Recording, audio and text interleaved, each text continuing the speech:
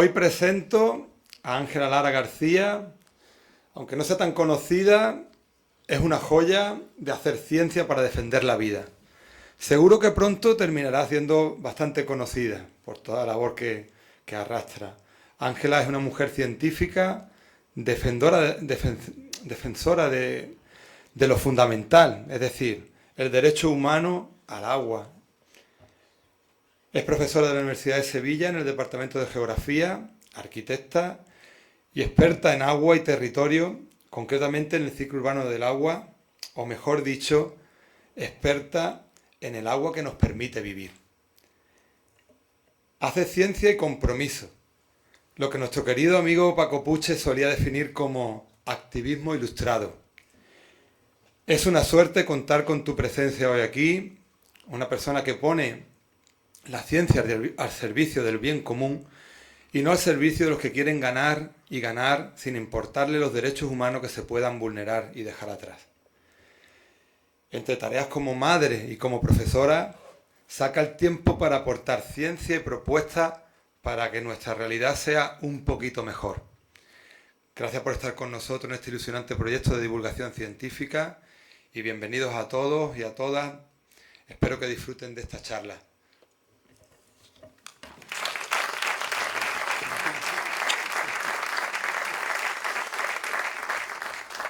Bueno, pues buenas tardes a todos y a todas. La verdad es que venía yo ya con tu teléfono, Salvi, por si lo necesitas. Yo no he apagado el mío. Vamos a ver si no suena por ahí, si no me lo apagáis. Bueno, decía, buenas tardes a todos y a todas. Digo que vengo con así como con una sensación de responsabilidad. Hace justo un año estábamos aquí con los compañeros de la Fundación celebrando un acto que en esa ocasión yo no intervine, pero bueno, estábamos muchas o probablemente casi todas de las que estamos hoy aquí. Y bueno, desde entonces me une a Coín y a la Mesa del Agua una relación especial.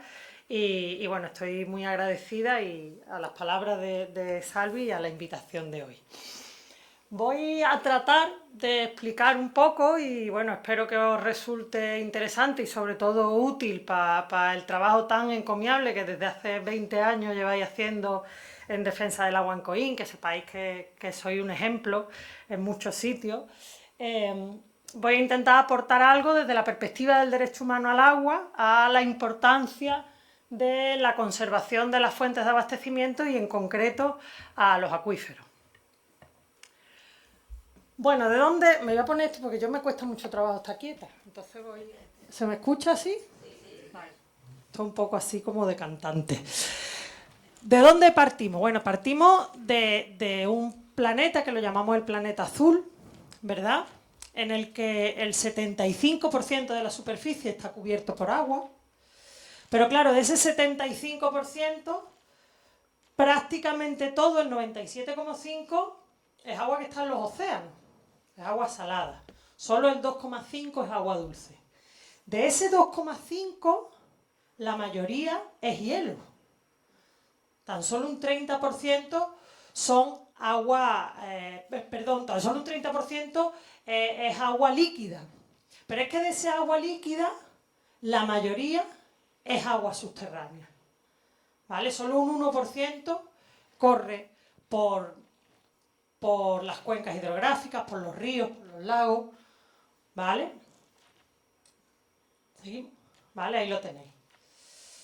¿Cuál es la situación del agua en el mundo? Bueno, pues una de cada 3 personas, 2.200 millones de personas, no tiene acceso al agua potable segura. Ahora seguiremos hablando de por qué no tiene la gente acceso al agua potable.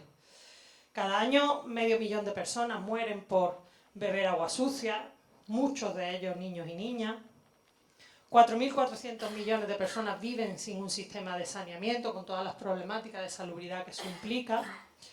2 de cada 5 no disponen ni siquiera de una instalación básica para lavarse las manos. Y más de 600, casi 700 millones de personas aún tienen que hacer sus necesidades al aire libre. Pedro Arrojo, no sé si lo conocéis, es nuestro flamante relator por el derecho humano al agua y el saneamiento, compañero y amigo. Nos habla de que esos 2.000 millones de personas, que el otro día me decía, hay un estudio que dice que pueden llegar a ser hasta 4.000 millones, porque hay gente que a lo mejor tiene una canilla, ¿no? Tiene una tubería con un grifo en su casa, pero a lo mejor ese agua no es potable, y ahora veremos a qué nos referimos. Bueno, pues esos 2.000 millones o incluso más millones de personas que no tienen garantizado el acceso al agua, no es porque no tengan una fuente de agua cerca, sino porque esas fuentes de agua están gravemente degradadas, están contaminadas o a veces no hay agua suficiente para abastecer a las poblaciones. El cambio climático obviamente no nos va a ayudar, ¿vale? El cambio climático viene a agravar esta problemática. ¿Por qué? Bueno, pues por un lado disminuye la escorrentía, hay más evaporación, al subir la temperatura hay más evaporación, eso hace que se incrementen las demandas, que el suelo, la evapotranspiración se incrementa, el suelo está más seco, digamos, y al estar más seco, cuando llueve, tarda más en generarse escorrentía, por lo tanto hay una reducción importante de la escorrentía, que es la que después podemos utilizar, el agua útil que llamamos.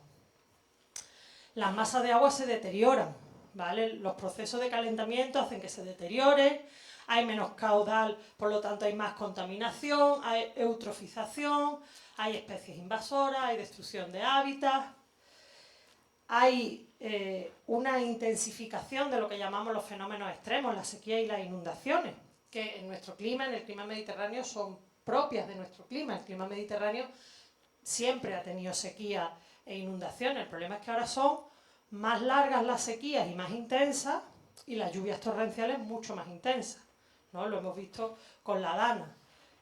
Las previsiones que se suelen hacer, por ejemplo, de inundaciones, se dice, pues la lluvia que suele venir, se habla de tiempos de retorno, ¿no? De periodo de retorno, cada 100 años, cada 25, cada 500, bueno, pues esos periodos ya no nos sirven. Lo que cayó en la Dana supera con mucho la lluvia del periodo de retorno de 500 años. Pero es que el otro día, bueno, vino una catedrática de la Universidad de Valencia a darnos una charla en una jornada sobre la Dana, y el problema es que lluvias con una intensidad tal que su periodo de retorno a lo mejor es 100 años, pues se han producido a lo mejor en los últimos 15 años 2 o 3 veces. Es decir, se están intensificando mucho los fenómenos. Y eso, obviamente, genera tensiones sociales, genera tensiones económicas, ¿vale? Y el agua, eso lo dice también Pedro Arrojo mucho, se convierte así en el vector de adaptación al cambio climático. Adaptarnos al cambio climático implica gestionar el agua, porque adaptarnos al cambio climático significa adaptarnos a sequías cada vez más intensas y más recurrentes, a fenómenos de tormentas cada vez más fuertes, implica el calor, que la manera de quitarnos el calor también es el agua, implica incremento de la evapotranspiración, es decir, que las plantas necesiten más agua. Es decir, casi todas las consecuencias del cambio climático implican al vector agua. Por lo tanto, adaptarnos al cambio climático es aprender a gestionar nuestro agua teniendo en cuenta el cambio climático. Ahí tenemos un poco un mapa de cómo es la intensidad del riesgo de sequía en diferentes partes del mundo. Y como ya bien sabemos, pues nuestro país está dentro de la zona donde el riesgo de sequía se va a incrementar en los próximos años. ¿Esto qué va a significar? Bueno, pues que va a haber un aumento de la demanda, como os decía antes, entre otras cosas porque el 80% del agua lo utilizamos en la agricultura, y la agricultura va a necesitar más agua, porque las plantas cada vez necesitan más agua porque cada vez hace más calor. Va a haber cada vez más escasez, ahora hablaremos de eso, de la escasez. Entre 4.000, 5.000 y pico millones de personas vivirán en áreas con escasez de agua, casi la mitad de la población mundial. Va a haber una degradación de la calidad del agua, hay un aumento de los riesgos, como decíamos antes, ¿vale? Es decir, que las circunstancias, digamos que no nos acompañan, ¿vale? No quiero ser agorera, pero esto es un poco el escenario de partida que tenemos. Y en España, bueno, pues en España tenemos algunos problemas. Se ha avanzado mucho, indudablemente, en los últimos 50 años los sistemas de abastecimiento y los sistemas de saneamiento han avanzado mucho. Estoy segura que muchos y muchas de los que estáis aquí pues habéis visto mejoras en los sistemas de agua y de abastecimiento en muchas poblaciones, muchas pequeñas y medianas poblaciones, eso es indudable, pero el estado de las masas de agua, es decir, los ríos, los lagos, los acuíferos de los que nos abastecemos, están en peores condiciones, ¿vale? Tenemos un 40% de las aguas de las que depende España están en mal estado. No gestionamos adecuadamente las aguas residuales, hemos mejorado pero no las gestionamos adecuadamente y eso hace que se contamine, que haya muchos focos de contaminación dispersa. Este es un gráfico, por ejemplo, hay un informe que hace Ecologistas de Nación todos los años, desde hace muchos años, Antonio Amarillo es el que principalmente se dedica a desgranar estos datos y a ponerlos de una manera que todos los podamos entender. Y fijaros, en 2023, esto es, digamos, cómo está la situación de las depuradoras en Andalucía. ¿Vale? En amarillo, las que están conformes, es decir, las que el vertido que hacen está adecuado a la ley, y en azul las que están no conformes. Bueno, hay situaciones diferenciadas en las diferentes provincias, pero hay provincias como Almería, Cádiz y especialmente Málaga, donde incluso las depuradoras que están en malas condiciones son más que las que están en buenas condiciones. Entonces eso es un problema grave. Todos hemos visto algunas veces estas imágenes, ¿no?, de colectores emitiendo vertidos en malas condiciones también en nuestros ríos. Y a veces eso hace que nos quedemos sin agua. Supongo que habría escuchado hablar de lo que ha pasado en Los Pedroches, ¿no?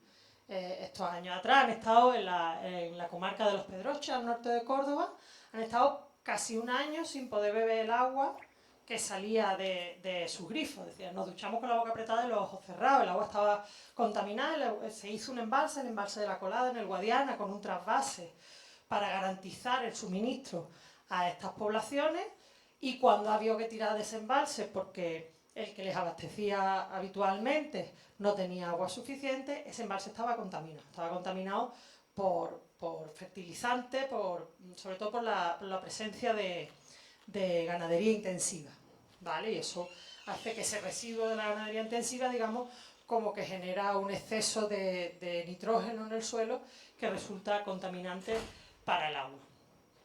Y cortes de suministro en la provincia de Málaga, en Sevilla, en Córdoba. Eso lo hemos estado viendo hasta este verano, ¿no? La peor sequía en décadas provoca restricciones de agua en España. Muchos recordamos la sequía de los 90. Esta ha sido más intensa, entre otras cosas, porque ha sido más larga, ¿vale? La cuestión es si ha sido solo la sequía, si tenemos un problema solo de sequía o tenemos un problema de escasez. ¿Cuál es el problema que tenemos? ¿Es de sequía o es de escasez? La sequía, como os decía, la sequía es propia de nuestro clima. Estoy segura que todos habéis vivido muchos periodos de sequía, ¿no? Muchos años mirando al cielo. Yo vengo de familia de agricultores de Jaén, ¿no? Y me acuerdo de los años buenos, los años malos, los años cuando los olivares no estaban en regadío y la aceituna se daba en función de lo que llovía. Y había muchos periodos. Es que nuestro clima es así. Es que el clima mediterráneo funciona así. Tiene periodos de sequía, periodos de estiaje dentro del año, o sea, las lluvias se concentran en determinados periodos del año y otros periodos del año en los que no llueve. En verano no llueve. Los ríos en verano, en su régimen natural, llevan poca agua. Ahora no, ahora es al revés, pero normalmente en su régimen natural los ríos mediterráneos llevan poca agua, o en Málaga, en la costa mediterránea, es que la mayoría de ellos pues muchas veces están secos, ¿no? Pero es que eso es así. Y hay periodos en los que llueve menos, hay periodos en los que llueve más, y hay periodos, y después vienen lluvias muy intensas. Eso forma parte de... La sequía es un periodo temporal de precipitaciones por debajo de la media, una situación coyuntural, ¿vale?, que es propia del clima mediterráneo. Pero la escasez, ¿qué es? La escasez es cuando no tenemos agua suficiente para satisfacer las demandas, ¿vale? Entonces la pregunta es, ¿se puede evitar la sequía? ¿Cómo vamos a evitar la sequía? Pero si es que eso forma parte de nuestro clima. Es que es así, nos guste o no, nuestro clima tiene ventajas y tiene inconvenientes. Pues este es un inconveniente que tiene sequía, no las podemos evitar. Ahora, ¿se puede evitar la escasez? Esa es la pregunta que nos tenemos que hacer, ¿no? Porque la sequía va a venir. Vamos a volver a tener otro periodo de sequía dentro de unos años. No nos quepa duda, seguro. No sabemos si más o menos intenso que el que hemos pasado, pero vamos a tenerlo. Ahora, ¿vamos a tener recursos para satisfacer las demandas que estamos generando? Esa es la pregunta. ¿Y qué papel juegan los acuíferos en todo esto? ¿Qué papel han jugado los acuíferos en los periodos de sequía? ¿Qué son los acuíferos? La reserva. No son ni más ni menos que nuestros pantanos naturales. Son las reservas de agua que tenemos para cuando no está lloviendo, el agua no viene del suelo, del cielo, la podamos coger del suelo. ¿Qué pasa? A partir de un determinado momento, la técnica, la tecnología, que tiene muchas cosas buenas, pero que también a veces nos permite pasarnos un poquito de frenada, ¿verdad? La tecnología nos ha permitido tener una capacidad de bombeo cada vez mayor.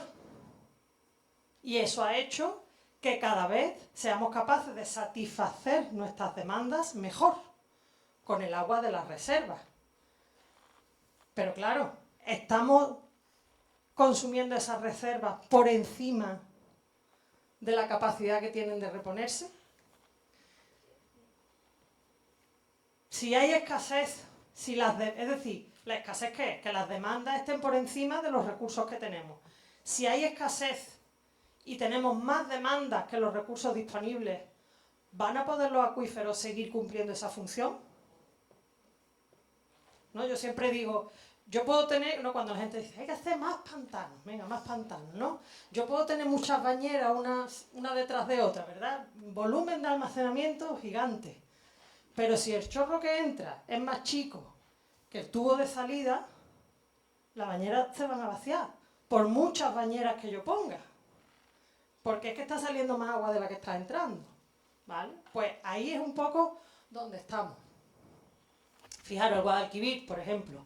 No he puesto las cuencas mediterráneas porque no he encontrado el dato exacto y no he querido, pero del Guadalquivir sí hay más datos porque es una cuenca grande y entonces está como es más fácil estudiarla que muchas cuencas más pequeñas, ¿no? Y hay más datos.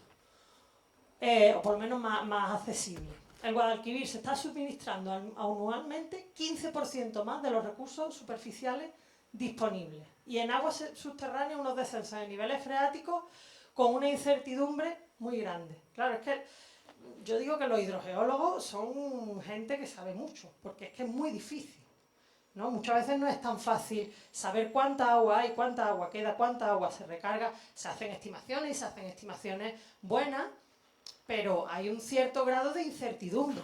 Y claro, jugar con la incertidumbre, pues si cuando tenemos incertidumbre normalmente que tendemos a ser un poquito más conservadores, ¿no? De decir, bueno, no me voy a pasar, no vaya a ser que... Pero a veces no somos tan conservadores, ¿no? Pues fijaros, en el Guadalquivir estamos 15% por encima de los recursos disponibles. La escasez viene, por tanto, por una sobreexplotación de los recursos. Es lo que se suele llamar un déficit estructural. ¿Déficit estructural qué es? Que demandamos más de lo que hay. Y eso genera una situación de escasez permanente, ¿vale? Entonces, la sequía, obviamente, lo que viene es a agravar esa situación. Pero la sequía es coyuntural. El problema es que como consumimos más de lo que tenemos disponible, no tenemos recursos para amortiguar cuando viene la sequía, porque la sequía va a llegar, ¿vale? Porque nosotros sabemos que algunos años tenemos poco y otros tenemos mucho, pero hombre, ya tenemos series temporales lo suficientemente largas como para saber más o menos lo que vamos a tener. Ahora con el cambio climático se nos están descontrolando un poquillo, no para mejor, pero nosotros más o menos sabemos los recursos disponibles que hay en las cuencas, por lo menos los superficiales. Pero claro, si dimensionamos la demanda por encima de esos recursos disponibles, cuando vienen esos periodos de sequía es que no tenemos con qué amortiguar ese periodo. Y el Guadalquivir es una cuenca que prácticamente, creo que el 95% de los recursos están regulados, es decir, que no le caben más pantanos, que es que ya podemos hacer más pantanos pero no se van a llenar, ¿vale? ¿Y qué tenemos en la cabeza? Fijaros, porque esto también forma parte un poco del retrato del problema, ¿no? ¿Qué tenemos en la cabeza? Bueno, pues había una digo había porque ya no se hace, lamentablemente. Durante muchos años se ha hecho el Ecobarómetro de Andalucía, que era una encuesta, digamos, sobre cuestiones relacionadas con el medio ambiente, que hacía el CSIC para la Consejería de Medio Ambiente, ¿no? Y daba datos muy interesantes, porque era un poco saber cuál era la opinión, o no solo la opinión, sino la imagen que tenía la gente sobre la realidad de los problemas ambientales, que es una herramienta muy útil para saber hasta qué punto. Entonces, frente a la frase, al enunciado, el conjunto de hogares consume más agua que la agricultura, fijaros, el 52% de la población pensaba que esa afirmación era totalmente verdadera o probablemente verdadera. ¿Vale? Que el consumo de los hogares estaba por encima de la agricultura. ¿Cuál es la realidad?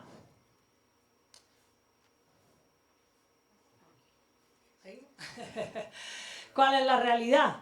Pues la realidad en Andalucía es que los usos urbanos en 2010, pero vamos, por ahí, consumen el 14% del agua.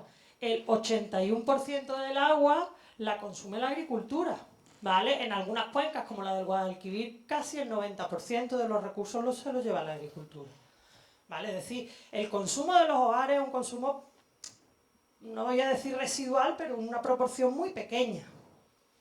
La ley de agua, la ley estatal, establece que el consumo humano es el prioritario. Es lógico, ¿no? O sea, antes que cualquier cosa tenemos que garantizar que la gente pueda beber, que la gente pueda tener una cantidad de agua en sus casas para que no tengamos que cortar el agua. Pero eso después, a la hora de llevarlo a la práctica, no se cumple siempre, si no, no sufrirían algunas poblaciones cortes de agua. Y la pregunta es, ¿tan difícil es garantizar el 14% de la demanda? Con los recursos que tenemos, ¿tendríamos que tener posibilidad de garantizar ese 14%? Hombre, yo creo que sí, ¿no? Es una proporción relativamente pequeña. ¿Y por qué no se puede garantizar? Pues porque en la gestión, ¿no? Esto es como lo de los incendios forestales. Los incendios forestales hay que apagarlos en invierno, ¿verdad? Si dicen los bomberos, ¿no? Que es cuando hay que gestionar el bosque para que después no haya incendios. Pues la sequía igual, la sequía hay que gestionarla cuando hay agua. Y lo que no podemos es estar consumiendo más agua de la que tenemos, porque entonces cuando llegue la sequía no vamos a tener. ¿Vale? Y eso es lo que pasa. Por eso no podemos garantizar este 14% a veces, porque estamos consumiendo por encima de los recursos disponibles. Fijaros, y además, la demanda de agua para consumo urbano en España lleva muchos años descendiendo. Prácticamente desde la sequía de los 90 hubo una conciencia muy fuerte de que teníamos que cuidar mucho nuestra agua, ¿no? Porque hubo cortes de agua prácticamente en todos lados. Y entonces, fijaros, desde 2007 la curva va bajando, ¿vale? Y incluso el consumo por litros habitante día pues, ha pasado de 300 a 250, es decir, un 15%, más del 15%. Hemos descendido el consumo. La demanda urbana, la demanda que tenemos para nuestras casas, en España descendió aproximadamente un 15% en 11 años. No está mal.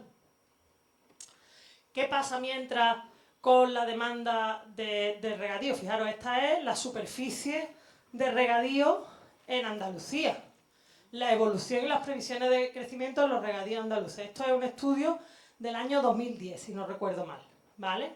Esto era el regadío en Andalucía en los 80, los 90. Estas eran las previsiones de crecimiento de los planes, de los primeros planes. Esto es lo que pasó en realidad. Luego los planes volvieron a decir, bueno, vamos a subir un poquito más, pero subió más todavía. Fijaros, a partir de los años 2000 crece de una manera muy importante. Y esto es la previsión de los planes hidrológicos últimos y la curva que todavía está por encima. ¿Y en qué está creciendo el regadío? Fijaros, este es el total de regadío en Andalucía. Este es el crecimiento total de la superficie de regadío. Y la superficie de regadío que está creciendo principalmente es con recursos subterráneos. ¿Vale? Estamos intensificando mucho la producción y la intensificación de la producción exige más demanda. ¿Vale?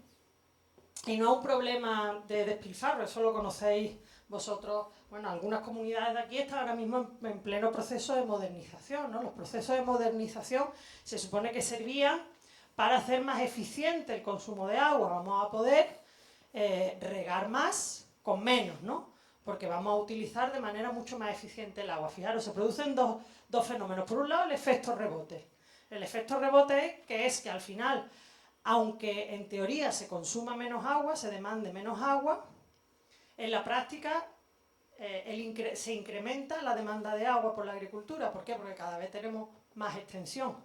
Pero es que además, cuando se riega por acequias, por ejemplo, ¿no? Cuando se hace un riego superficial, hay una parte del agua que vuelve al sistema, que vuelve al acuífero.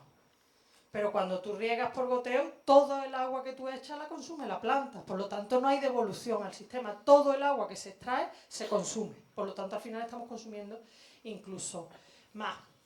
Y esta intensificación, es que es muy, ¿no? Esto de amplía horizontes, especialistas en financiación a medida en la reconversión de fincas rústicas. Este proceso de financiarización de la agricultura, de intensificación de la agricultura, de entrada de capitales de inversión, no lo he traído porque ya era mucha información.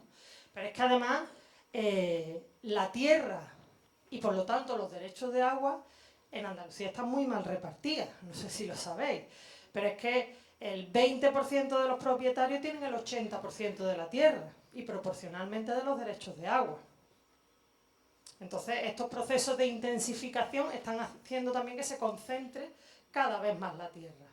Y cada vez los propietarios de la tierra son gente que vive menos en el territorio y son más pues, fondos de inversión o capital extranjero, que al final los beneficios de la explotación de esos recursos no se quedan en el terreno, ¿verdad? Quien gana el dinero no se lo gasta en la carnicería de al lado, en la papelería de al lado, no, se lo lleva a otro sitio y allí rentará.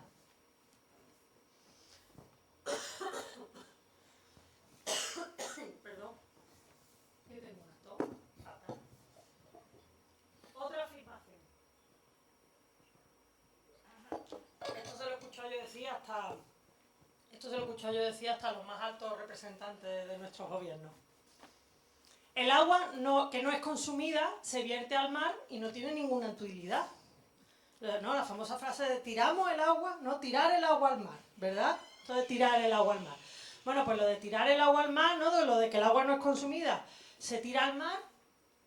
Dale otra vez. Vale, un poquillo más.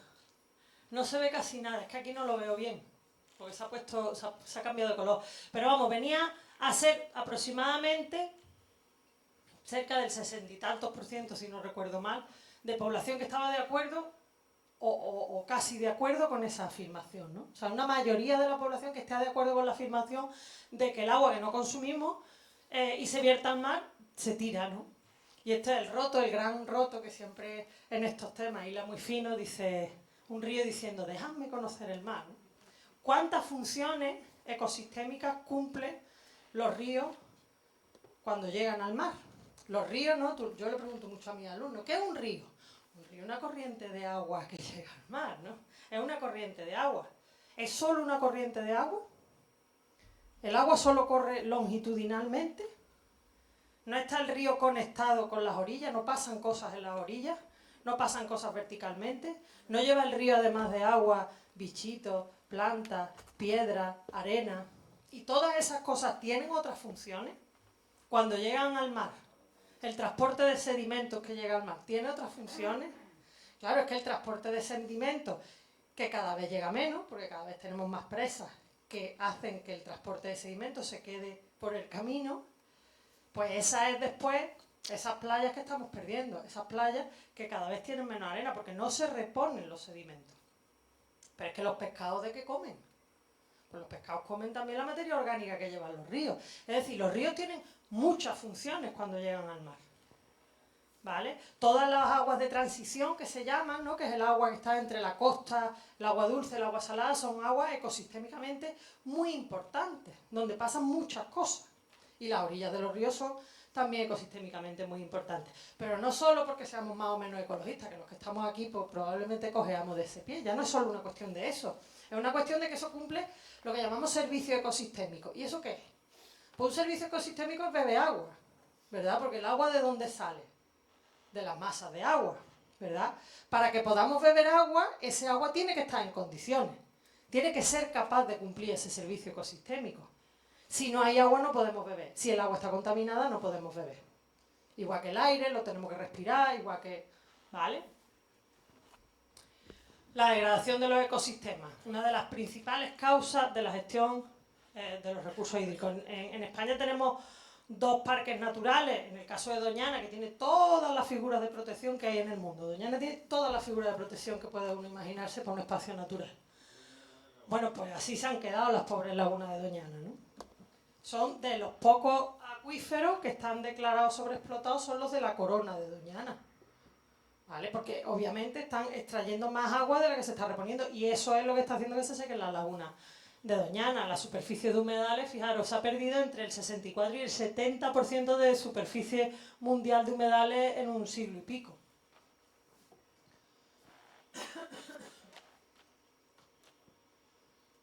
Y bueno, pues mi querido amigo Pedro Arrojo y Leandro del Moral, que quizá algunos también conoceréis, un catedrático jubilado de Geografía de la Universidad de Sevilla, hicieron un documento que se llama Impactos de la sobreexplotación y contaminación de las aguas subterráneas sobre el derecho humano al agua, perspectiva global y valoración de la situación en Andalucía, ¿vale?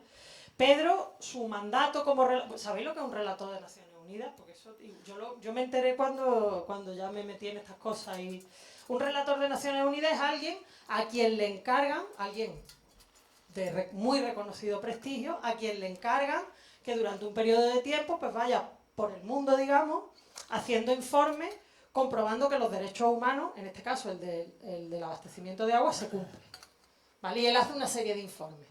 Bueno, pues Pedro, uno de los líneas de su mandato, que son 4 o 5 años, 4 años me parece, es precisamente que para garantizar el derecho humano al agua necesitamos tener buenos ecosistemas acuáticos. Necesitamos tener ecosistemas acuáticos vivos y sanos, ¿vale? Cuando hicieron este estudio, Leandro y Pedro sacaron un par de conclusiones que a mí me parecen interesantes, ¿no? En Andalucía, como en el conjunto de España, los usos productivos del agua generan impactos sobre las fuentes de agua y ponen en riesgo su garantía y afectan a su condición de derecho humano. Y hacían especial mención a los acuíferos subterráneos, que son, decían, las reservas de agua de calidad más fiables que disponemos para garantizar el derecho humano al agua y al saneamiento, ¿vale? Reservas cuyo valor se multiplica ante los crecientes riesgos de sequía. Un poco lo que veníamos diciendo, ¿no? ¿Y qué esto es el derecho humano al agua? Pues yo venía a hablar del derecho humano al agua, pero todavía no he contado que esto es el derecho humano al agua. Bueno, pues el derecho humano al agua, aunque parezca mentira, se reconoció en 2010, o sea, antes de ayer, como quien dice. Se reconoció, entre otras cosas, a raíz de una lucha muy importante que hubo en Bolivia, la que se conoció como la Guerra del Agua. El derecho humano al agua, más o menos lo podemos imaginar, el derecho al agua potable y al saneamiento, es decir, al consumo de agua, lo que se le llama el agua vida, el agua para las personas, ¿vale? Se define como un derecho esencial para el pleno disfrute de la vida y del resto de derechos humanos, ¿vale? Y se deriva de un derecho a un nivel de vida adecuado y está indisolublemente asociado al derecho al más alto nivel posible de salud física y mental, el derecho a la vida y la dignidad humana. No puede haber una vida digna si no hay acceso al agua. Eso creo que todos lo podemos entender. Pero es que además los países, los estados que firmaron el Pacto Internacional de Derechos Económicos, Sociales y Culturales, entre ellos nosotros, están obligados jurídicamente a cumplir ese derecho. En este sentido, bueno, los criterios del derecho al agua. Pues hay una serie de criterios fundamentales: realización progresiva, acceso universal, no discriminación. Después hay unos criterios normativos que, digamos, son los propios del derecho humano al agua, ¿no? Que es disponibilidad, o sea, que haya agua disponible, que yo pueda tenerla disponible, que tenga calidad, que sea aceptable, fijaros. Hay veces que por los grifos sale agua que se supone que cumple con los estándares de calidad, pero o huele o tiene un color marrón y eso hace que la gente no quiera bebérsela. Eso no es aceptable, ¿vale? Esa es la aceptabilidad. Accesibilidad, que yo pueda acceder a ella. Es decir, que yo tengo un grifo del que sacar ese agua, ¿vale? Y asequibilidad, que el coste que tenga yo lo pueda sostener, ¿vale? Y las personas, especialmente las personas en condiciones de vulnerabilidad, puedan sostener el coste de ese derecho. Y después tiene criterios comunes con otros derechos, como es la participación, el acceso a la información, la transparencia, la rendición de cuentas y la sostenibilidad, que tiene que ver mucho con los derechos de la población, ¿vale?, a garantizar y a fiscalizar el cumplimiento de ese derecho humano. Nosotros en Europa, desde el año 2000, tenemos la Directiva Marco del Agua, que es una directiva, bueno, que establece un poco un marco de planificación para la gestión del agua en toda Europa, y se constituye bajo un precepto que después, la verdad es que fue bastante pionera la Directiva Marco del Agua en ese sentido, que era que la mejor manera de asegurar la disponibilidad de agua era garantizar el buen estado de los ecosistemas acuáticos y terrestres asociados. Es decir, que para garantizar que vamos a tener agua, tenemos que garantizar que los ecosistemas acuáticos están en buen estado. Parece una obviedad, pero cuidado que no es tan fácil. ¿Vale? Después lo que establece la Directiva Marco es los mecanismos de planificación para que efectivamente evaluemos que están en buen estado o no buen estado, identifiquemos las presiones, identifiquemos los impactos y planifiquemos en base al objetivo de alcanzar el buen estado de las masas de agua. En teoría, 2015 era el año para alcanzar el buen estado de las masas de agua.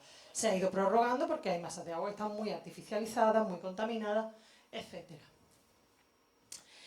En Europa, a raíz de la aprobación del derecho humano al agua y el saneamiento en Naciones Unidas en el 2010, nace una iniciativa, que es la primera vez que es una iniciativa ciudadana europea, es decir, una iniciativa de la ciudadanía europea, que reúne casi 2 millones de firmas, y es la primera vez que una iniciativa ciudadana llega al Parlamento Europeo.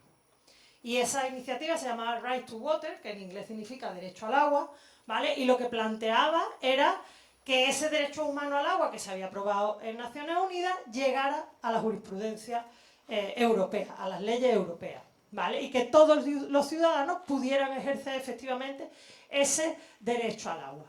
Esta iniciativa europea dio pie a que se abriera un proceso de revisión de la Directiva de Aguas Potables, ¿vale? Y se lleva a cabo ese proceso de revisión que culmina en el año 2020, ¿vale? Esta es una victoria un poquito agridulce porque la Directiva Europea no reconoce de manera explícita el derecho humano al agua, pero sí plantea una serie de condiciones, ¿vale? Por un lado, la obligación de los estados de adoptar medidas para mejorar el acceso universal de todas las aguas destinadas al consumo humano. ¿Eso qué significa? Identificar a aquellos grupos vulnerables, aquella población que no está teniendo derecho al agua, y diremos, hombre, pero ya en Europa todo el mundo tiene acceso al agua. Pues no, todo el mundo no tiene acceso al agua. Los temporeros que trabajan en el campo, que viven en chabolas, no tienen acceso al agua, por ejemplo. Pero es que hay población, aquí en Coín quizá no, pero en Sevilla hay gente que vive en chabolas y que no tiene acceso al agua. Hay gente que vive en la calle y que no tiene acceso al agua. Es decir, el derecho humano al agua no siempre se cumple, ¿vale? Hay gente que no puede pagar la factura del agua. Dice eso, y lo otro que dice la Directiva Europea de Agua Potable es que introduce lo que se llama la perspectiva del riesgo. ¿Eso qué significa? Que hay que planificar teniendo en cuenta el riesgo que tenemos, especialmente a la degradación de las masas de agua y especialmente aquellas masas de agua que nos dan de beber, de agua potable, ¿vale? Y eso hace que haya que hacer una especial protección de las masas de agua de la que se capta el agua para el consumo humano, ¿vale? Ese enfoque de riesgo lo que nos plantea es que tenemos que ser previsores, que tenemos que tener una acción preventiva, que no nos podemos arriesgar, ¿vale? Y que por lo tanto tenemos que poner un especial cuidado en proteger las zonas de captación, es decir, aquellos lugares de donde sacamos el agua para beber, ¿vale? Y eso ya lo establece legalmente. Establece esta directiva, después se pasa a la legislación española, que es el Real Decreto 3/2023, ¿vale? Que aquí sí, aquí avanzamos un poquito más y sí reconocimos explícitamente el derecho humano al agua y al saneamiento y lo pusimos así con todas sus letras, ¿vale? Y define 3 cosas. Este Real Decreto, no os voy a hablar mucho de leyes que me he aburrido, pero hay 3 conceptos que me parece que son interesantes. Uno es zona de captación.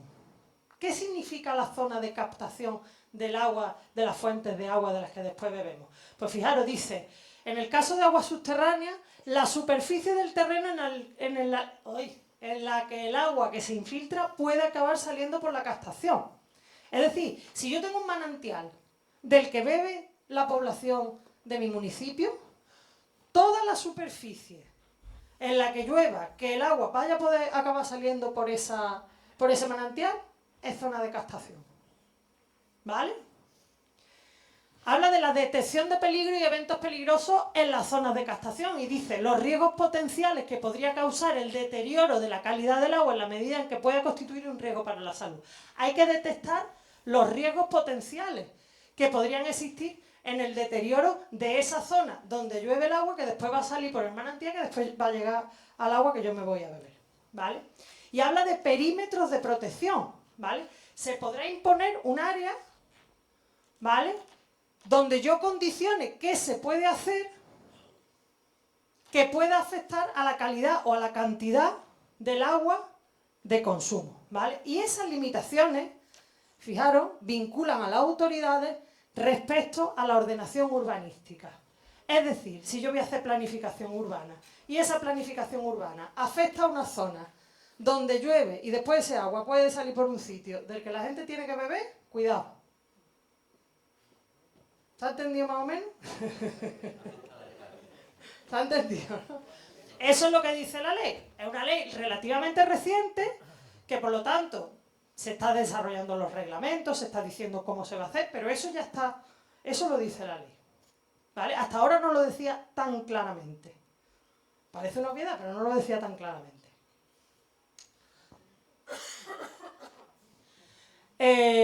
Mis compañeros de la Fundación Nueva Cultura del Agua, que sí lo he dicho, ¿no?, que yo soy miembro de la Fundación Nueva Cultura del Agua, Guido Smith, Julia Martínez, Nuria Hernández Mora, Lucía Di Stéfano, Ana García y Laura Sánchez hicieron un estudio que era la protección de las fuentes de abastecimiento doméstico del agua en España. Lo que hicieron fue coger una serie de casos significativos de situaciones en las que estaba en riesgo el abastecimiento de las personas en todo el estado, ¿vale?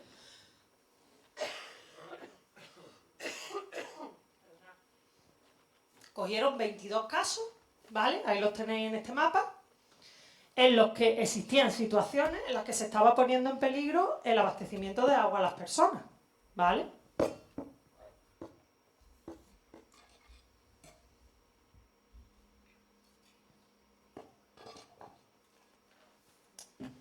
Una cosa primera, que a mí por lo menos me llama la atención al ver este mapa, fijaros, los circulitos son fuentes de suministro subterráneas, los cuadraditos superficiales y los rombos mixtos. ¿Cuántos cuadrados veis en el mapa? Uno. Prácticamente todas las situaciones en las que hay un riesgo al abastecimiento humano son aguas subterráneas. Entre otras cosas porque normalmente las pequeñas y medianas poblaciones, que son las que están más en riesgo, porque normalmente las grandes poblaciones se cuidan muy mucho de no dejarlas sin agua. Lo que se suele quedar más vulnerable son las pequeñas y medianas poblaciones, y la mayoría de ellas se abastecen de recursos subterráneos. Y son recursos sobre los que existe menos control, ¿vale? Entonces, la mayoría de los casos son aguas subterráneas. ¿Qué tipo de riesgos hay? Pues hay flujos de contaminación de nutrientes de origen agrario, flujos de otros contaminantes, extracción superior a la recarga, fijaros moradito, hay unos cuantos, especialmente en la zona sur, afección por infraestructura, intrusión marina, ¿vale? Seguimos. Esto era un cuadro muy complicado, pero que ellos trataban de ver un poco, bueno, ¿qué es lo que le hace daño a esas fuentes de agua? Pues la agricultura, la ganadería intensiva, infraestructura ferroviaria, usos forestales, industria. ¿Qué es lo que provoca eso? Pues provoca extracciones superiores a la recarga, intrusión marina. Intrusión marina es que cuando un acuífero es como una esponja, ¿verdad? Si una esponja, yo voy sacándole el agua por un lado y la esponja está al lado del agua del mar, porque el territorio, ¿verdad?, está bordeando la costa, pues ¿qué va a pasar con el agua del mar? Que va a ir entrando para adentro. Eso es la intrusión marina. Claro, cuando un acuífero le entra el agua del mar y se vuelve salado, ¿qué pasa? Se vuelve salobre, ya no lo podemos utilizar. Ese es el problema de la intrusión marina. Reducción de infiltración, aumento de sólidos en suspensión, y esto hace que esas masas de agua se queden en mal estado. cuantitativo, cualitativo, químico, diferentes formas, pero en el fondo mal estado. Un mal estado que hace que ya no se puedan utilizar. ¿Vale? Esto es muy largo lo que dice, pero es que me parecía interesante alguna de las conclusiones de este estudio. Ya estoy llegando al final, ya no voy a dar mucho más la lata, ¿vale? Decía, por un lado, que cuando se llegan a estas situaciones de insostenibilidad, lo que se suele hacer, ¿qué es? Pues decir, oiga, que me traigan agua de otro sitio, que me traigan agua del pantano ese tan grande que hay allí. Claro, esas soluciones son más caras, implican nuevas tecnologías de depuración, ¿vale? Muchas veces para quitar unos contaminantes que a veces se pueden quitar, otras veces no se pueden quitar. Y el implementar esas tecnologías o esas grandes obras de infraestructura implica un encarecimiento del coste del agua. ¿Y quién paga ese encarecimiento? Porque una de las cosas que hay en el agua es que en teoría hay que tener recuperación de costes. ¿Quién paga eso? Pues lo pagan los usuarios a través de su factura. Con lo cual se genera una vulneración del derecho humano a través de la asequibilidad. Si el agua se vuelve más cara, le va a resultar más difícil a determinada gente poder pagarla y tener acceso a su derecho humano, ¿vale?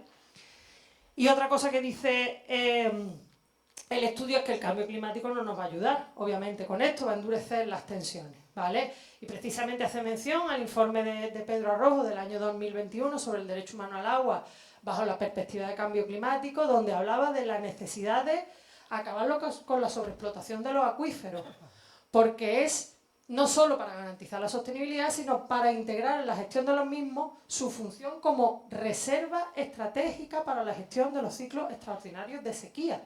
Es que los acuíferos son nuestros pantanos. Es que los acuíferos es de donde vamos a tener que tirar cuando haya sequía. ¿Y va a haber sequía? Seguro, sin duda. ¿Vale? Asumiendo un enfoque de derechos humanos. Asumir el enfoque de derechos humanos implica proteger aquellas fuentes de agua de las que la gente tenemos que beber. Es así de sencillo. Antonio Castillo Martín, este señor no tengo el gusto de conocerlo personalmente, pero me gustaría. ¿Vale? Él es director del Instituto de Agua de la Universidad de Granada, de un proyecto muy bonito que se llama Conoce tus fuentes, que fue un proyecto de ciencia ciudadana, una plataforma colaborativa para identificar y caracterizar fuentes de agua donde se inventariaron 13.000 puntos de agua en Andalucía. Y dice, no corren buenos tiempos para el agua, creo que todo el mundo está al corriente. La principal causa del descenso de los freáticos estriba en que el consumo de agua ha crecido espectacularmente por encima de los recursos renovables disponibles, a costa de tirar de reservas. Claro. Aguas reconvertidas en su mayor parte en extensos mantos verdes o blancos de regadío o cultivos bajo plástico. Gusta también ver esa riqueza agrícola, empujada por tecnología cada vez más eficiente. Nada que objetar, todo lo contrario. La entiendo, la respeto y la necesitamos. Pero esa no es la cuestión. La clave es, ¿hay agua suficiente para garantizar la sostenibilidad ambiental y económica de nuestro actual ritmo de consumo? No, rotundamente no. El problema es ese, el problema no es si estamos en contra o a favor de expandir el regadío. El problema es que es una huida hacia adelante y que cada vez, mientras más deprisa vaya el coche, más fuerte va a ser el choque contra la pared. ¿Qué propone este informe? Propone mejorar la gobernanza de los abastecimientos, establecer y aplicar esos perímetros de protección, control de las fuentes de contaminación, reducción de la presión sobre la cantidad de agua, es decir, no consumir recursos por encima de la disponibilidad, medidas basadas en la naturaleza, que hoy no me ha dado tiempo a hablaros de eso, aplicación del principio de quien deteriora paga, quien contamina paga, eso es un principio que se supone que se debe de cumplir. Quien contamina es el que debe de pagar para restaurar los ecosistemas, se cumple. Fomento de buenas prácticas agrícolas y ganaderas. Y estas cuestiones en España, ahí está. El movimiento por el derecho humano al agua y el saneamiento se ha caracterizado, entre otras cosas, por su sintonía con los movimientos conservacionistas, con los movimientos ecologistas, cosa que no siempre pasa. Pero en este caso sí ha habido una confluencia entre el movimiento por defensa del agua pública y por defensa del derecho humano al agua y el movimiento ecologista. Y así, en 2018, 75 organizaciones firman un manifiesto que se dice: frente al cambio climático, acuerdo social por el agua, en defensa de nuestros ríos y por el agua pública. Y aunque tiene unos años, creo que las propuestas que plantea siguen estando vigentes. Plantea detener la construcción de nuevos embalses y trasvases, planificar cada territorio de manera sostenible de acuerdo a los recursos de los que disponemos, eliminando expectativas que son insostenibles. Cada vez que se anuncia un nuevo recurso, se incrementa la demanda. No vamos a hacer una desaladora porque así vamos a dejar de extraer tanta agua del acuífero y se va a reponer al acuífero. Pues no, lo que pasa es que se sigue explotando el acuífero, se incrementa la demanda y además consumimos de la desaladora. Y por lo tanto tenemos más superficie de regadío todavía, más demanda todavía. Detener el crecimiento de las demandas, adaptar la reducción de los caudales. Es que no tenemos más agua, es que no es una cuestión de querer o no querer, es que no hay.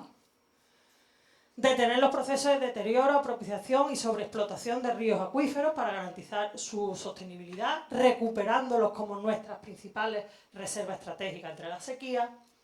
Incorporar el derecho humano al agua y el saneamiento con una regulación que lo garantice a nivel de que corresponde. Esto, bueno, como esto era el 2018 y ya estamos en 2025, esto un poquito se ha cumplido porque la ley ya lo reconoce. Ahora hay que hacerlo efectivo.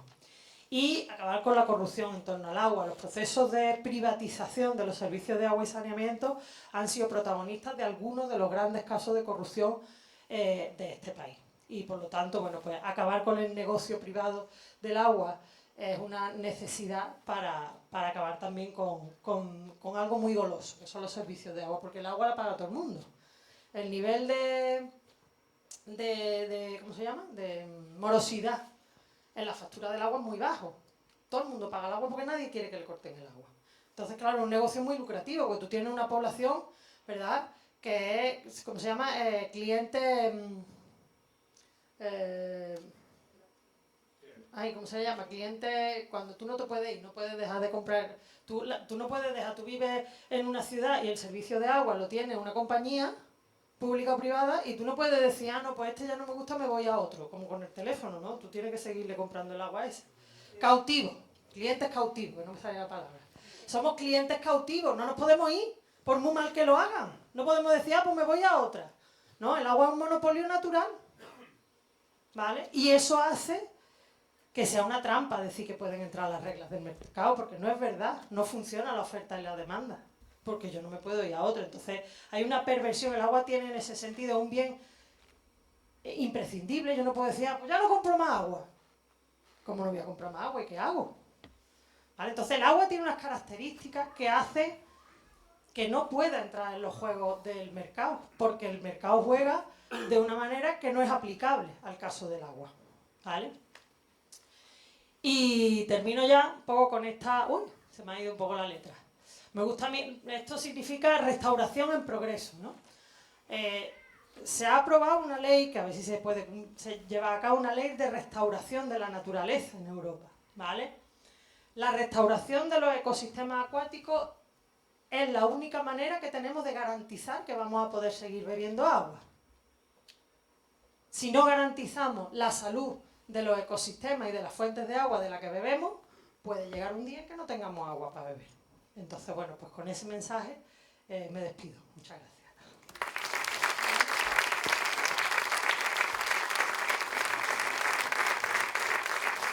No me despido, me quedo.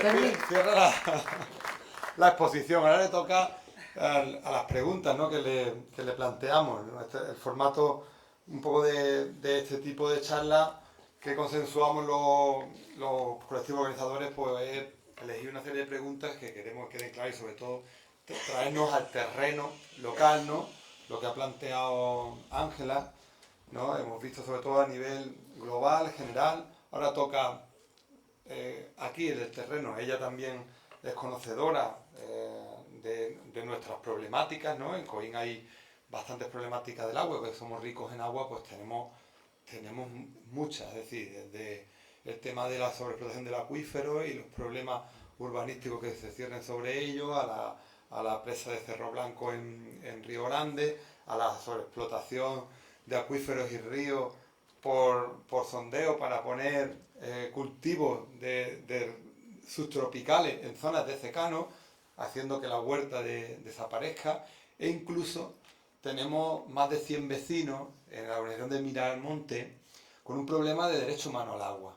Es decir, que no tienen abastecimiento corriente por contaminación de pozos debido, por ejemplo, a contaminación por los pesticidas y demás agrarios de los subtropicales que están por encima del pozo de abastecimiento de Miralmonte, que desde 2023 tienen que estar abasteciéndose con cubas de agua, que es muy curioso, claro, que hace 100 y pico vecinos, porque parece que no le importa a nadie, pero curiosamente en Coín, para contextualizarnos, fijaros qué espectro tenemos, ¿no?, de todas las problemáticas y de cuánto hay en riesgo de este derecho humano al agua. Entonces, la primera pregunta es, bueno, ya hemos hablado de fuentes de abastecimiento, hablo de la importancia de los acuíferos, y yo creo que todos los que estáis aquí lo sabéis y lo habéis vivido. Entonces, ¿crees que la catalogación que hace el plan hidrológico actual, vigente, de que el acuífero de Sierra Blanca, y concretamente el sector oriental, que es el acuífero de Coín, que está más que demostrado por el Instituto Geológico y Minero, que es un recinto hidrológico diferente, está en buen estado? ¿Ángela? Ahora, pues que Ángela nos diga ese buen estado que es necesario para garantizar el derecho humano al agua. Bueno, a ver, cuando uno se pone a leer el plan hidrológico, ¿vale?, de las cuencas mediterráneas y llega a la ficha del acuífero de Sierra Blanca, encuentra una serie de información. Y es verdad que la conclusión, ¿no?, del informe es Sierra Blanca, buen estado ecológico. Claro, después cuando uno se pone a escudriñar, dice, bueno, pero vamos a ver esto realmente por dónde va. Claro, uno ve y ve que Sierra Blanca tiene concesión de agua por encima de la recarga que el propio plan reconoce, ¿vale? El plan dice que hay unos 10 hectómetros cúbicos de agua disponible, ¿vale? Es decir, de lo que se recarga, ¿cuánto, en teoría, podríamos disponer? 10 hectómetros cúbicos, estoy hablando de memoria, pero creo que va por ahí, y cuando uno se pone a sumar las concesiones que el plan reconoce, le salen 11 y pico. Dice, espérate, aquí ya está pasando algo. Dice, no, es que muchas veces hay concesiones, ¿no? Cuando tú le preguntas a los expertos, dice, pero esto, ¿por qué?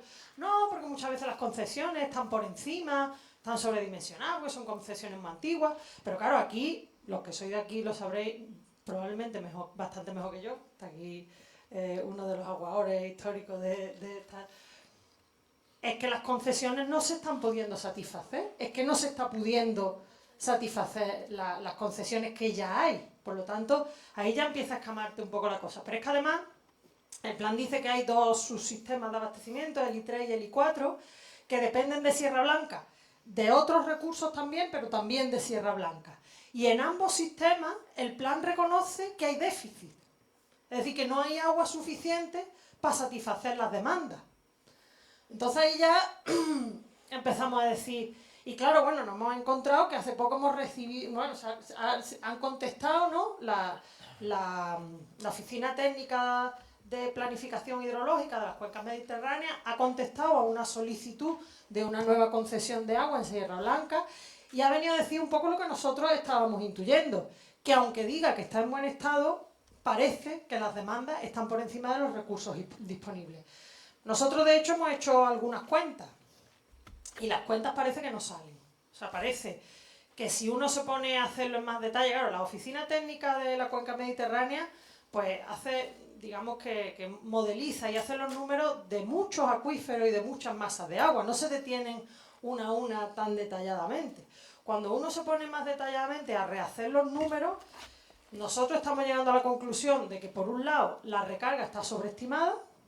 Dice que la capacidad de recarga total son 30 hectómetros cúbicos y nosotros nos salen 20 y tantos, pero que además las demandas están subestimadas y que hay muchas más demandas, incluso que las concesiones, porque es que, claro, es muy difícil controlar todas las extracciones que está habiendo, ¿no? Pero si uno coge el inventario de regadío, ¿no? Que eso, vosotros habéis hecho ahí un trabajo muy interesante de coger el inventario de regadío del año 2008, de hace 17 años. Y empezar a decir, bueno, este es el inventario de lo que se reconocía que se regaba hace 17 años.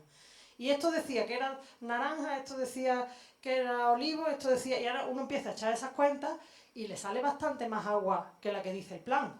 Y en estos 17 años ha crecido un poquito también esa demanda.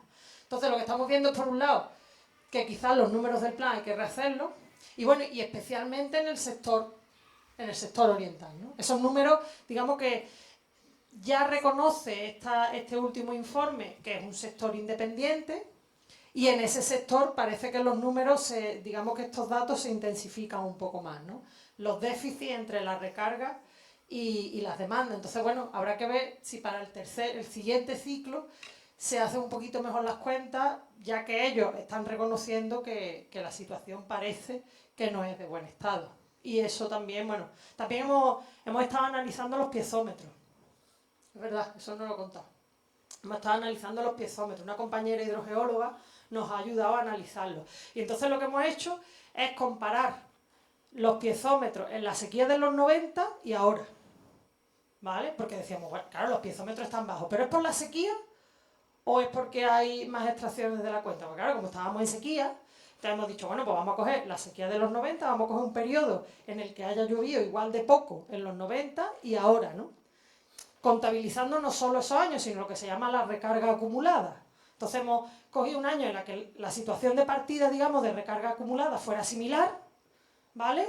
Y vamos a ver en ese periodo cuánto es la recarga y cómo evolucionan los piezómetros. Y a la conclusión que se ha llegado es que con una recarga similar, baja, porque era sequía, pero similar, los piezómetros ahora están bastante más bajos. Entonces eso evidencia que la bajada de los piezómetros no es solo por la sequía, sino por un exceso, porque se han incrementado las extracciones y porque las extracciones están por encima de lo que el acuífero, digamos, puede soportar. Bueno, pues en esta cuestión yo creo que queda claro que lo de buen estado está en revisión, necesidad de revisión. Después hay otras cuestiones porque, por ejemplo, hace escasas semanas, ¿no? Brota el nacimiento. El nacimiento es el principal punto de descarga del sector oriental de Sierra Blanca, del acuífero de Coín, que históricamente hace 20, 25 años pues salían 11 hectómetros cúbicos, 11.000 millones de litros de media por él. Se ha tirado 13 años seco. ¿Crees que por haber brotado ahora, como algunos anuncian, algunos responsables políticos, que ya se ha acabado el problema? Claro, pero que el nacimiento brote es lo normal, ¿no? Que además el nacimiento, corregir, oye, que yo a todo esto yo no vivo aquí, vosotros vivís aquí y además veo gente que ya lleva probablemente mucha vida viviendo aquí, ha visto mucho, pero el nacimiento está, si yo no estoy muy equivocada, vamos, también en los planes y en los estudios lo establece así, digamos la parte más baja del acuífero, ¿no? Claro, cuando una bañera, ¿no? La salida de agua de una bañera, si yo la pongo abajo, imaginar una piscina, ¿no? Que va en pendiente, ¿verdad? Y la salida está abajo. Que siga saliendo agua no quiere decir que la bañera esté llena.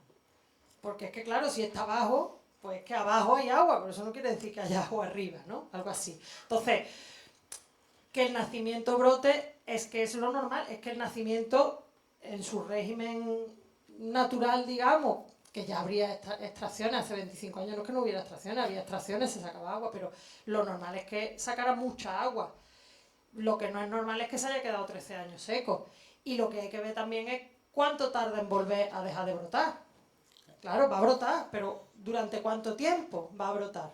¿Cuándo vamos a volver a tener una situación de bajar los niveles del freático por debajo del nivel del nacimiento y va a volver a estar la reserva en ese nivel? Entonces, yo creo que es una alegría que haya brotado, pero no debería de ser la excepción, debería de ser la regla, ¿no? La excepción debería de ser que no brotara. Entonces, en una situación como la que estamos viviendo, ¿no? El acuífero de Coín, decir que el agua viene de Grazalema o viene de la Sierra de las Nieves, ¿Crees que es una táctica para confundir a los ciudadanos, haciendo creer que el agua no se acaba?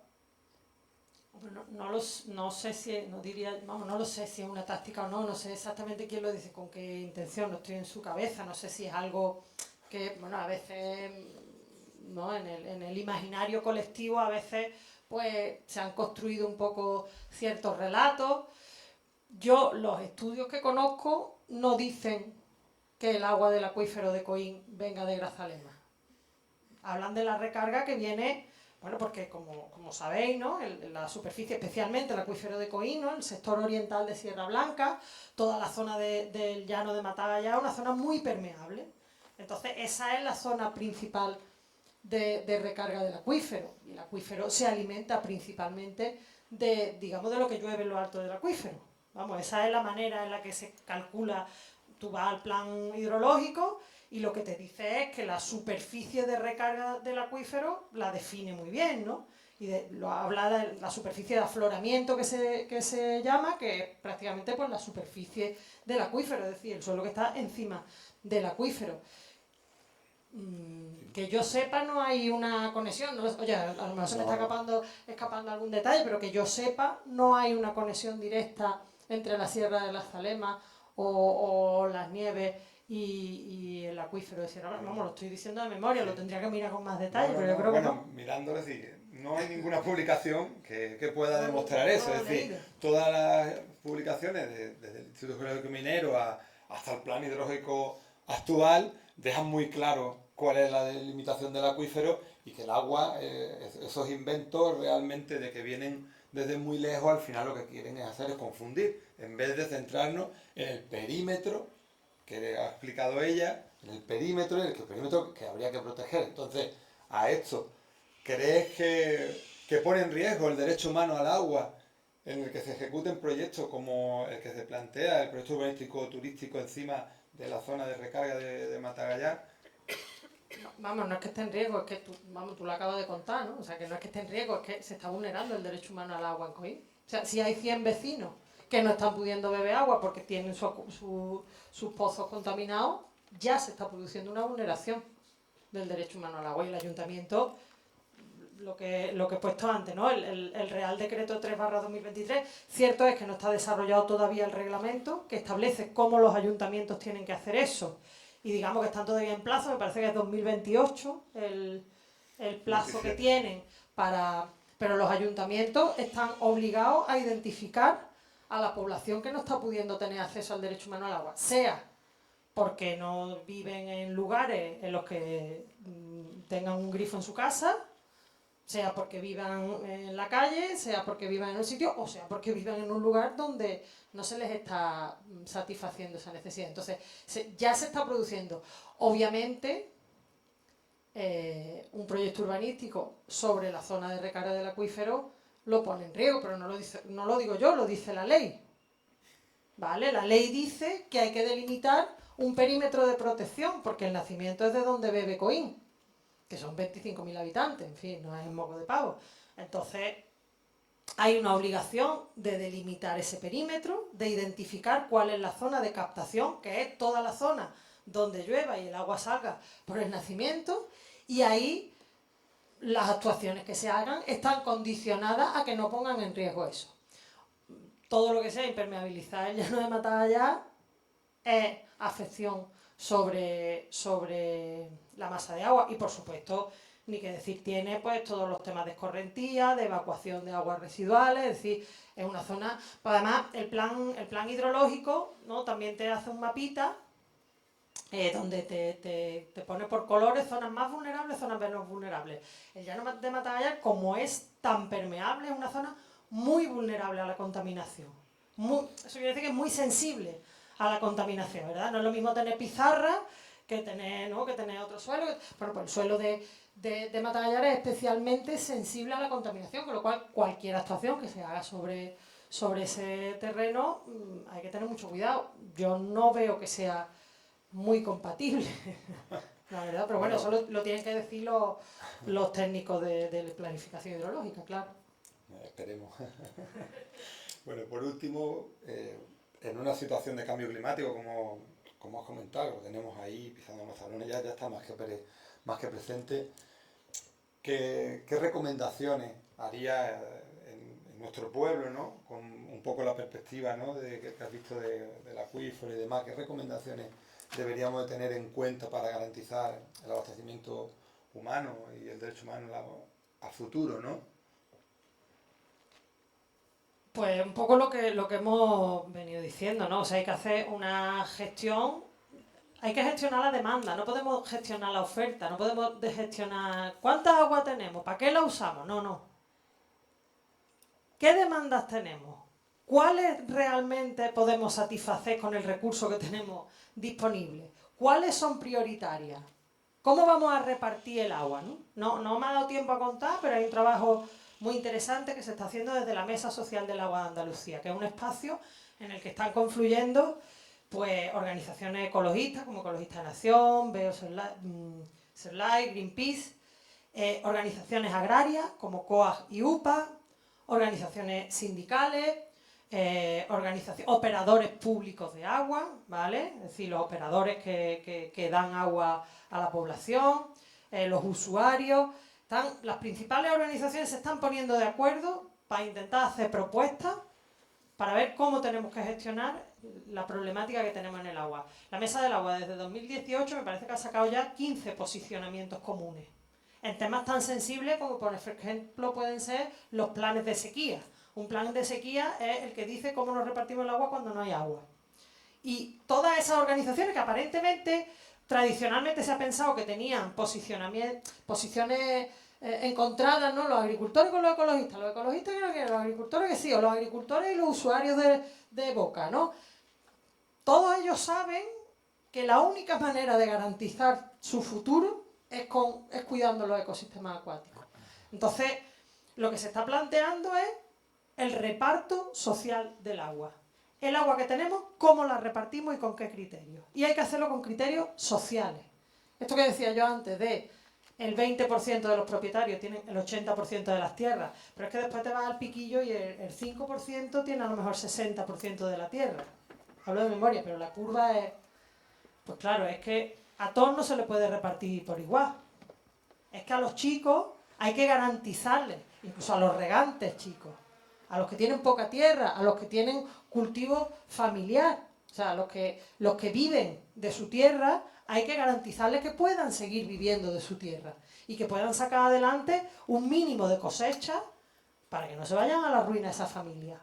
Y a los grandes, a los fondos de inversión, pues no hay por qué garantizarles los beneficios cuando no hay agua. Entonces, hay que empezar a establecer criterios sociales de arraigo al territorio para repartir el agua que tenemos.